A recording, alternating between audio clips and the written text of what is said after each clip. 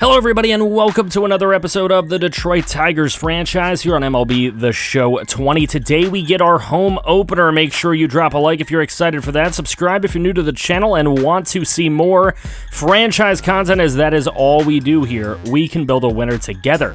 Our home opener is against the Houston Astros. They were a playoff team last year. They're 3-4 so far this year. We are 4-3. Fans are excited for the first game at Comerica Park here this season.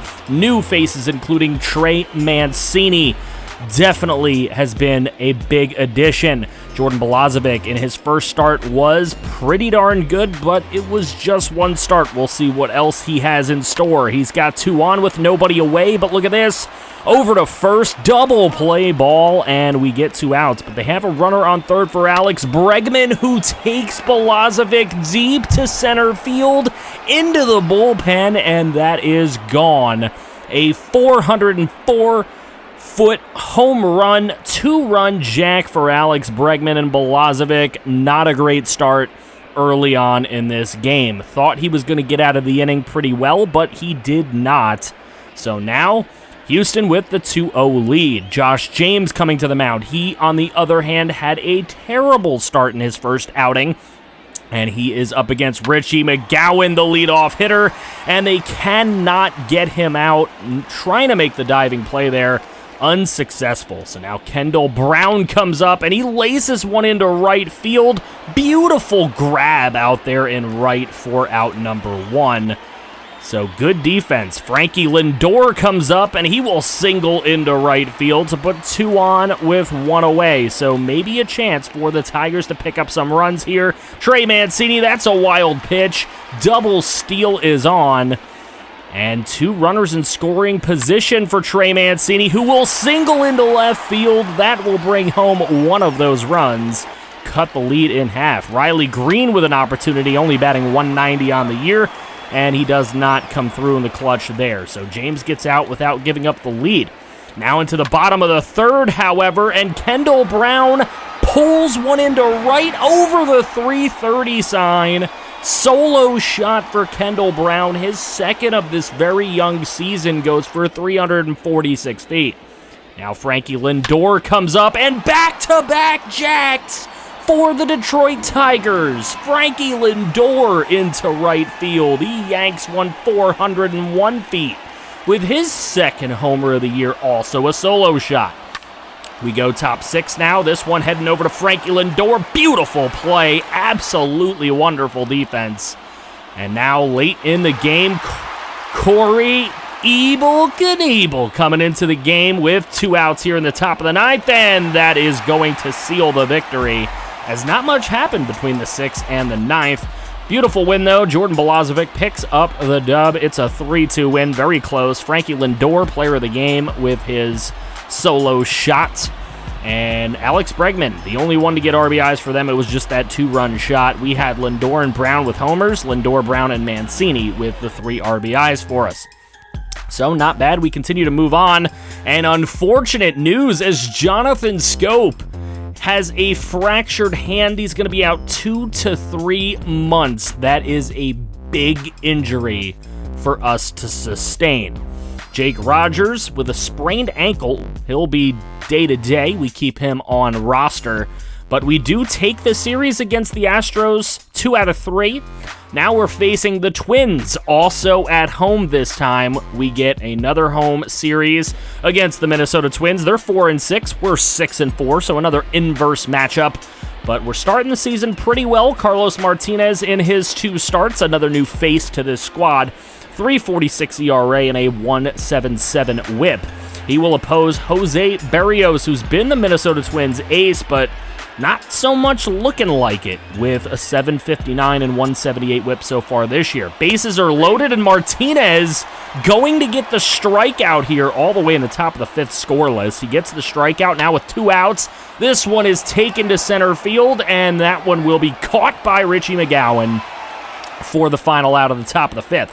We go bottom 5. Travis d'Arnaud sends one packing all the way out to left. Look how far that one goes. That one's going to go 411 feet for Travis d'Arnaud.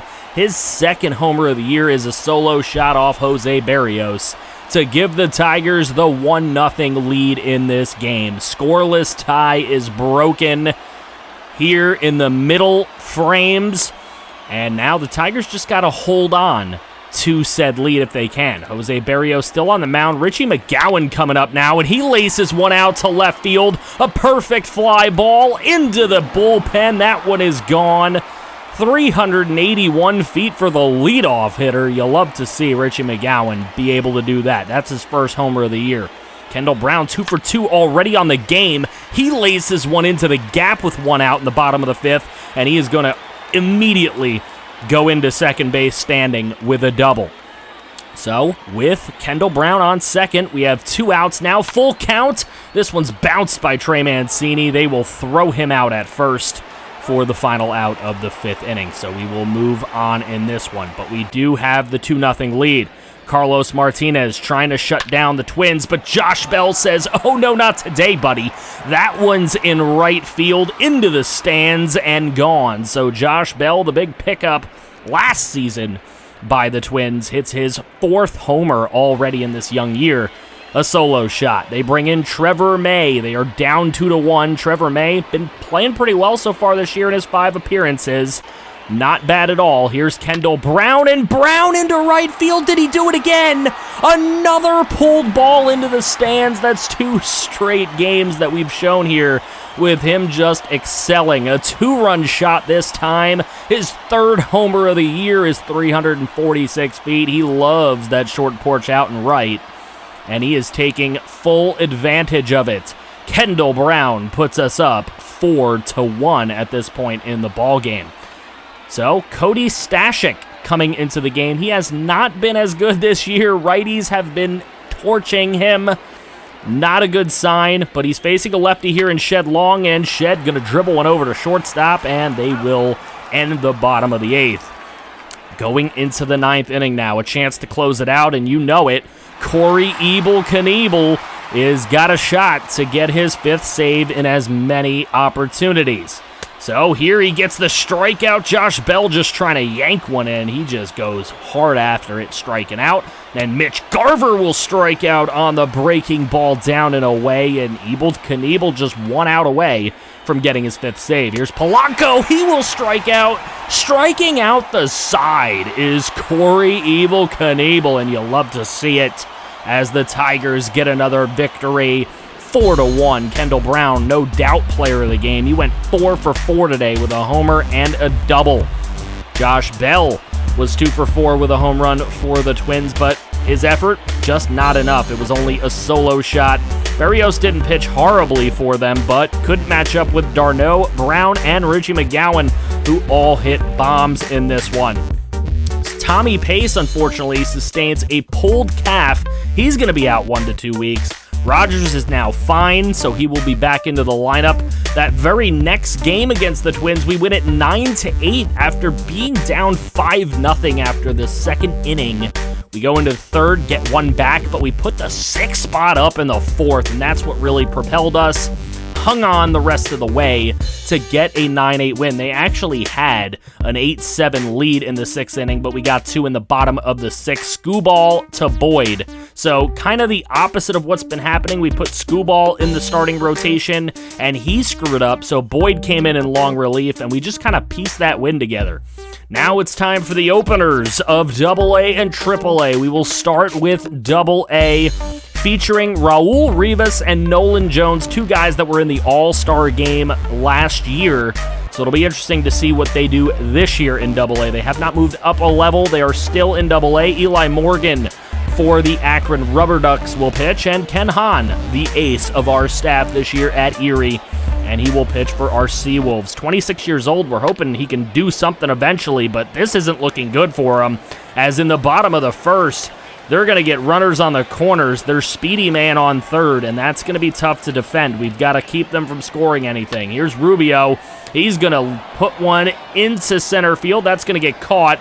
The throw home is not going to be anywhere close, and Akron takes that 1-0 lead. Here's Anthony Salinas for us in the top of the 6th. He's going to drop one into shallow left center field. That will score our 1st run. We get a tie here with Akron in the rain. of Ohio. So here's a chance and a high ball. This one's going to get caught out and left and end our threat in the 6th inning. Henry Martinez is going to come in to pitch for the Rubber Ducks now at this point. And Rubber Ducks in their home opener. We are not yet, but here is a shot out to left, a perfect hit, and it is into the stands. Raul Rivas, the all-star appearance last year, and a 2-run jack in the opener here. 344 feet for Raul Rivas, and that is going to give us the 3-1 lead. The question is, can the Erie Seawolves hold on to it? Clayton Andrews coming into the game. He's only 5'6", 160. That's a very small man.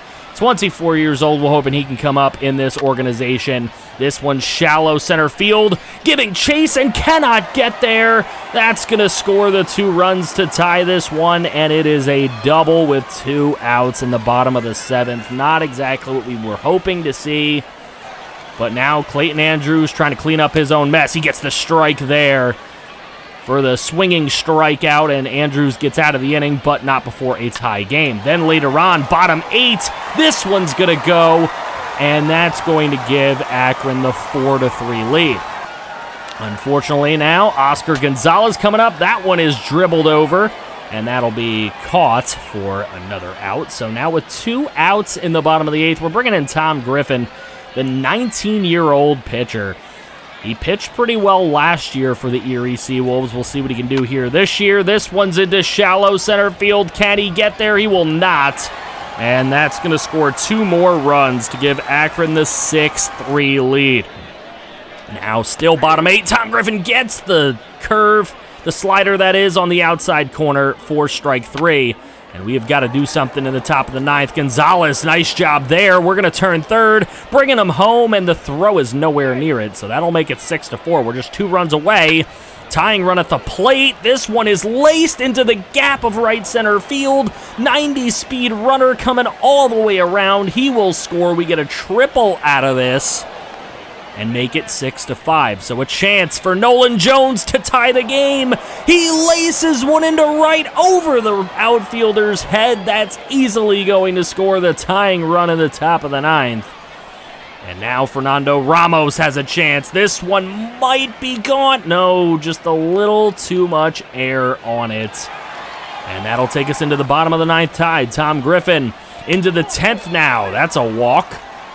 So he puts the first 2 runners on in the inning, and then another walk. He walks them loaded, and with just 1 out here, he gets the strikeout on the bottom inside corner on Gonzalez. So a chance for Griffin to get out of his mess. This one's in shallow right center, and oh no, an error is going to win the game for the Akron Rubber Ducks. He could not haul that in left field. Oh man, left fielder Ramos not only goes 0 for 5, but makes the error that allows the loss. That is incredibly unfortunate. Rivas with 2 RBIs, Salinas with 2, Jones with 1, Gonzalez with 1.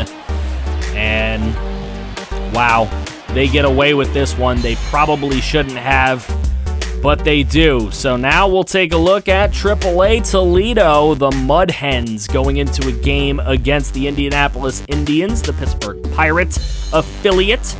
We will see Toledo gets their opener at home with their ace Eduardo Cervantes on the mound, 6'5", 192, a very nice athletic specimen that we are hoping can do really well for us. He will oppose Brandon Waddle of the Indians. And he will be on the mound here. Bottom first, Mickey Moniak, a very highly touted prospect in our organization now, is going to put this one into the gap. He's going to try for 3 and easily get there. They don't even attempt to try to throw him out at third.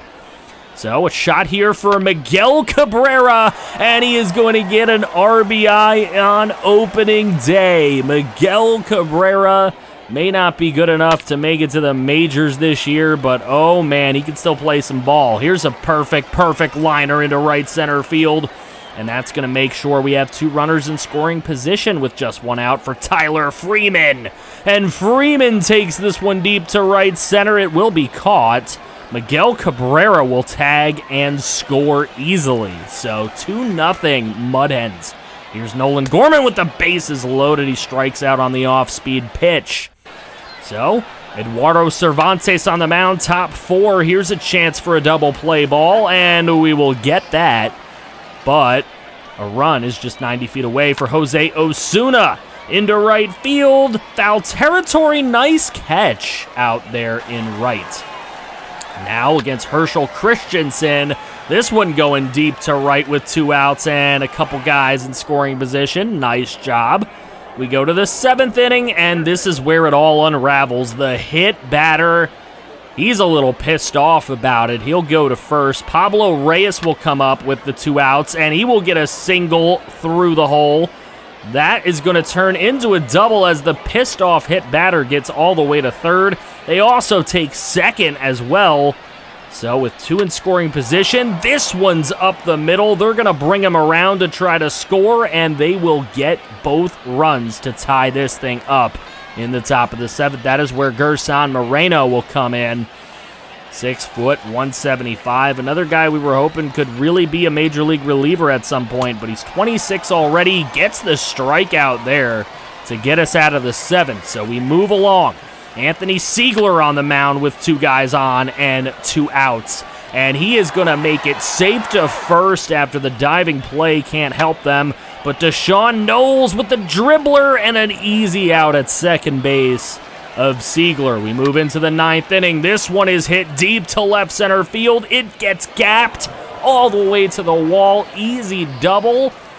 And they will pause there. No triple, but a 1-out double. Adrian Valero now trying to bloop one into left field. It is going to happen, and it gets past the left fielder out there. Ooh, a couple left fielders just not playing well in these minor league games, and you would think that our team is very full of outfielders. This one's going to get driven through the hole, and that is going to provide the 4th run of the game for the Indianapolis Indians. Bottom 9, Josh Jung with the last chance for our team. Dribbles over to the pitcher, and of course, not fast enough to get to the bag. So the Indianapolis Indians come in and steal a win from our Toledo Mud Hens. We had a good chance to win this one, just could not finish it out. The defense, the pitching, both kind of combined to be a little bit of the problem today.